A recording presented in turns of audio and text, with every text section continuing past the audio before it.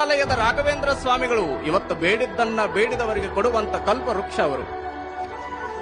ರಾಘವೇಂದ್ರ ಸ್ವಾಮಿಗಳ ಮನೆ ಒಳಗ ಉಟ್ಕೊಳ್ಳಿಕ್ಕೆ ಸರಿಯಾಗಿ ಬಟ್ಟೆ ಇರ್ತಿರ್ಲಿಲ್ಲ ಅಂತ, ಊಟ ಮಾಡಾಕ ಚಲೋ ತಟ್ಟೆ ಇರ್ತಿರ್ಲಿಲ್ಲ ಅಂತ, ಕುಡಿಯಾಕ ಚಲೋ ಲೋಟ ಇರ್ತಿರ್ಲಿಲ್ಲ ಅಂತ. ಒಂದು ಲೋಟ ಕೆಳಗ ತಳಾನ ಇಲ್ಲಾರ್ದ ಲೋಟ, ಅದ್ರ ಒಳಗ ನೀರು ಕುಡಿತಿದ್ರಂತ ರಾಘವೇಂದ್ರ ಸ್ವಾಮಿಗಳು.